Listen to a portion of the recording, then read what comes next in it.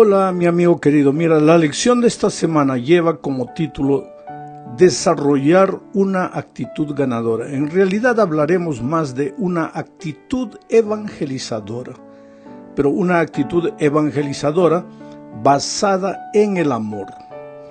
En otras palabras, hacer lo que Cristo hacía cuando se aproximaba de las personas para conducirlas a su reino. Vuelvo a repetir algo que ya dije en otras ocasiones. Evangelizar no es hacer marketing religioso, no es hacer publicidad de una iglesia, no es hacer propaganda de una filosofía de vida.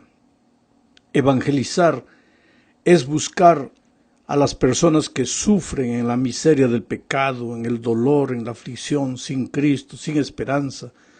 Entonces presentarles las buenas nuevas del Evangelio, la buena noticia de que no necesitan continuar viviendo en esa situación porque Cristo vino y murió por sus pecados. Y después de eso traerlas al reino de Dios con el instrumento del amor. Ahora, un concepto correcto de la evangelización, pues determinará la actitud al acercarnos de esas personas, porque si tenemos ese concepto de evangelización, de que es ir al mundo del desamor y traer a las personas que sufren al mundo del amor, nuestra actitud evangelizadora será completamente diferente. Pedro escribió a este respecto lo que leemos en Primera de Pedro capítulo 3, versículo 15, dice: sino santificad a Dios el Señor en vuestros corazones, y estad siempre preparados para presentar defensa con mansedumbre y reverencia ante todo el que os demande razón de la esperanza que hay en vosotros. Quiere decir, esta actitud de mansedumbre, de reverencia, es la pieza clave para traer a las personas para Cristo. Empezaremos hablando de la receptividad del Evangelio. Mira, después de tantos años de hacer evangelismo en tantos países, en tantos lugares, y muchas veces en variados idiomas, porque me traducían del español para esos idiomas, he llegado a la conclusión de que no existe terreno difícil para la evangelización. Lo que existe es una actitud equivocada de los que tenemos la misión de evangelizar. La historia de la mujer samaritana es un ejemplo vivo de lo que estoy diciendo. Los samaritanos no se comunicaban, no hablaban, no conversaban con los judíos. Existía entre ellos una pared de preconceptos raciales, políticos, religiosos. Ella, la mujer, era samaritana y Jesús era judío. Y sin embargo el maestro rompió la barrera del preconcepto y tuvo éxito en la evangelización de la samaritana. Porque no solo se convirtió ella, sino que ella por su vez evangelizó a toda la ciudad. Ahora, ya dijimos en una lección anterior que nadie, en este mundo nadie, con raras excepciones, claro, porque toda regla tiene excepciones, nadie desea cambiar de religión. Yo no creo que un miembro de la iglesia adventista quiera dejar de ser adventista para irse a otra iglesia. Y si tú vas a cualquier iglesia del mundo y preguntas ¿cuántos quieren volverse adventista? Pues nadie quiere. Naturalmente nadie quiere cambiar de religión. Y Jesús no se aproximó de la mujer hablándole de religión, sino pidiéndole agua. Y después hablándole del agua que nunca se acaba, o sea, del agua de la vida. Él se aproximó de la mujer atendiendo a las necesidades de la mujer. Ella estaba en el pozo buscando agua, Jesús empezó hablando de agua. Solo más tarde, después, cuando ya los preconceptos habían sido quebrados, cuando ya se había establecido una relación de confianza, entonces Jesús le habló de sus pecados y del perdón. Esta es una actitud básica si queremos tener éxito en la evangelización. Los pobres discípulos de Jesús no habían entendido eso. Por eso ellos pensaban que, ¿para qué ir a los samaritanos a predicarles el evangelio? No, esa gente es dura, esa gente es rebelde, esa gente tiene sus propios preconceptos. A ellos nunca los vamos a evangelizar. Y sin embargo Jesús fue allá. ¿Por qué? Porque para Jesús no existía terreno resistente, no existía mente secular, no existía generación moderna, no existía nada. Jesús simplemente se aproximaba. Porque te digo, querido, el millennial no necesita de amor. Pues si necesita de amor, necesita el evangelio. Y si tú te acercas con amor, hablándoles del evangelio, ellos van a aceptar a Jesucristo. El preconcepto a veces está en nuestra mente y no en la gente que evangelizamos. Hablemos más de esta actitud evangelizadora. La herramienta más poderosa en la evangelización es la amistad. Muchos evangelistas creen que la amistad es solo una herramienta más. Yo diría que esta es la herramienta en torno de la cual todos los otros esfuerzos evangelísticos deben girar. Proverbios 18:24 dice: el hombre que tiene amigos ha de mostrarse amigo, y amigo hay más unido que un hermano. Oh querido, los amigos se aceptan entre sí a pesar de sus debilidades, de sus errores. Los amigos comparten libremente sus alegrías y tristezas. Ahora, la amistad involucra comprensión, amor, aceptación.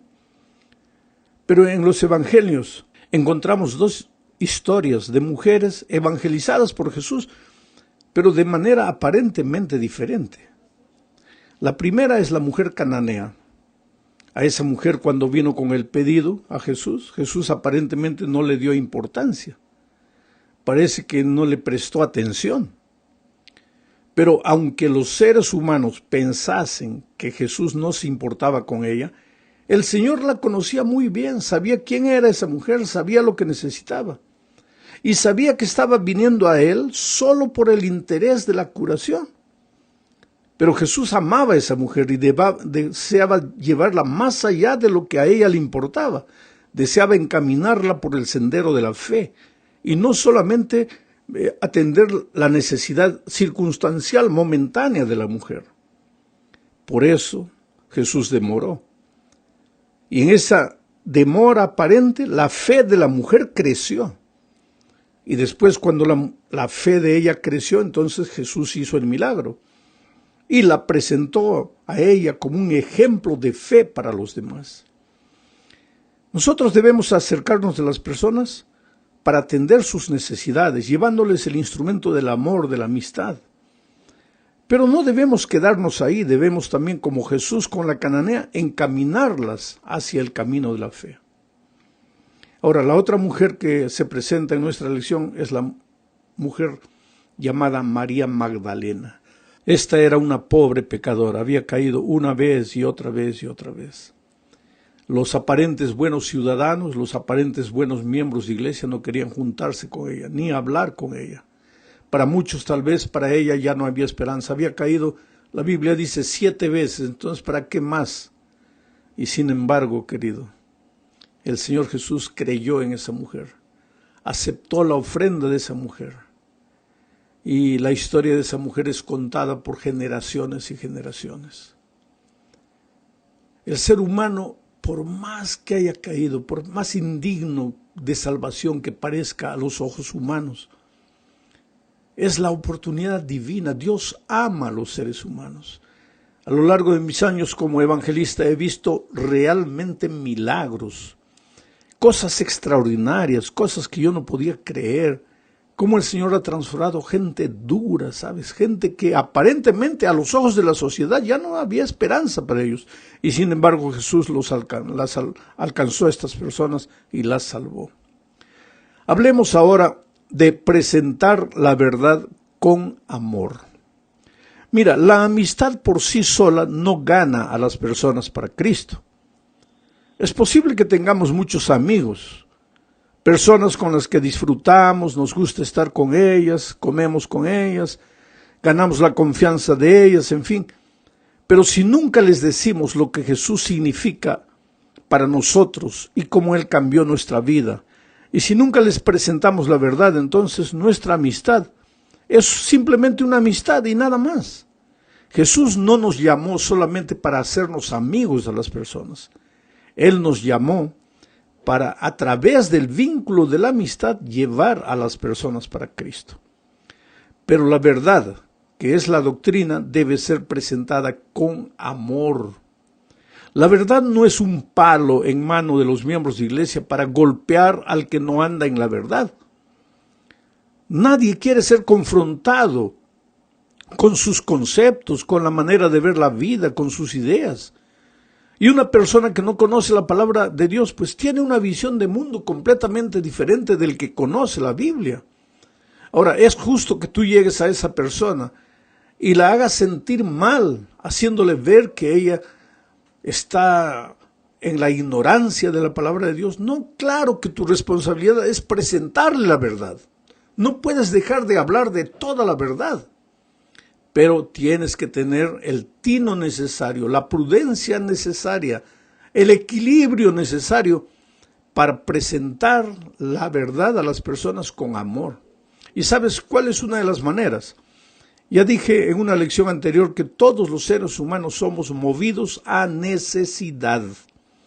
Así como la gasolina mueve al carro, la necesidad mueve al ser humano.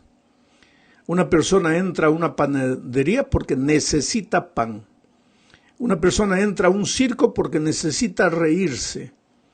Una persona entra a una oficina, a un taller mecánico porque necesita arreglar el carro. Y una persona viene a la iglesia o busca la palabra de Dios porque necesita satisfacer necesidades espirituales. Y hay 5 necesidades humanas que son comunes a todos. La necesidad de realización. Todos quieren ser alguien en la vida, todos quieren ser reconocidos. Nadie quiere dormir en el anonimato. La necesidad de compañerismo, porque este mundo es un mundo de soledad. Hay gente que vive rodeado de gente, pero solitaria. Todos necesitan amistad de verdad. La necesidad de perdón. Todos los seres humanos necesitan ser perdonados. No que hayan cometido algo terrible, pero cargan lo que la psicología llama la culpa existencial. Un vacío interior que solo Jesús puede llenar. Todos los seres humanos tienen necesidades familiares, problemas con los hijos, con la esposa, con el cuñado, con la suegra, etc. Todos los seres humanos tienen necesidades físicas, enfermedad, se sienten mal emocionalmente, físicamente, mentalmente, en fin. Entonces nosotros debemos saber que las personas son movidas a necesidad y cuando presentemos la doctrina debemos presentarla encaminada, orientada por el camino de la necesidad. Por ejemplo, el sábado. A nadie, al que no conoce a Jesucristo, no le interesa guardar el sábado. Pero cuando la persona que no conoce a Jesucristo, entiende que el sábado es el remedio para el estrés, entonces esa persona acepta el sábado, porque el ser humano acepta cualquier cosa para satisfacer sus necesidades. Y entonces a partir de ahí tú lo llevas a entender el amor de Dios y lo llevas a aceptar a Jesús no solo como su Salvador, no solo como su sustentador, sino también como su Señor, digno de adoración, el que dirige su vida para siempre, pero todo eso a través de la necesidad. Bueno, en la cuarta parte hablaremos del fundamento de la aceptación. En este desarrollo de la amistad para traer a las personas para Cristo, necesitamos entender 2 textos. Romanos 15:7 dice, por tanto, recibíos los unos a los otros, como también Cristo nos recibió para gloria de Dios. Tenemos que pedirle a Dios si queremos desarrollar una actitud evangelizadora sana, correcta, tenemos que pedirle a Dios que nos libre de los preconceptos. A veces para los seres humanos es fácil colocarles un estigma en la cabeza de todo el mundo, ¿no? Ese chismoso, ese mentiroso, ese otro orgulloso, ese codicioso, ese ambicioso, ese mujeriego, en fin, para nosotros es fácil colocar esas nomenclaturas. Pero cuando tú colocas una nomenclatura de esas dentro de ti con relación a otra persona, ya te estás bloqueando para evangelizarla. Porque en el fondo estás diciendo, esa persona no merece salvación. Estás haciendo como los discípulos con relación a los samaritanos. Entonces tú tienes que despojarte de preconceptos y pedirle a Dios que te ayude a despojarte de esos preconceptos. ¿Y cómo lo hago, pastor?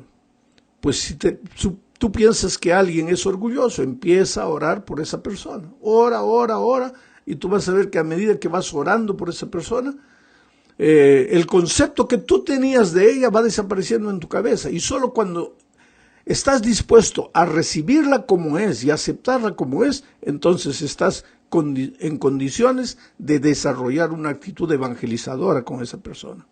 El otro texto es Efesios capítulo 4, versículo 32. Dice, antes sed benignos unos con otros. Benignidad nace en el amor. Antes sed benignos unos con otros, misericordiosos. ¿Qué es misericordia? El amor elevado a la infinita potencia. Sed benignos unos con otros, misericordiosos, perdonándoos unos a otros, como Dios también os perdonó a vosotros en Cristo. Solo después de desarrollar relacionamientos sanos, solo después de ser despojados de preconceptos con relación a las personas, solo después de estar en condiciones de aceptar a las personas como ellas son y no como nosotros nos gustaría que fuesen, entonces estamos en condiciones de ser usados por Dios como canales maravillosos de amor para la transformación de esas personas. Llegamos al fin de este estudio hablando de la verdad presentada con amor. Jesús nos dejó de... Voy a repetir.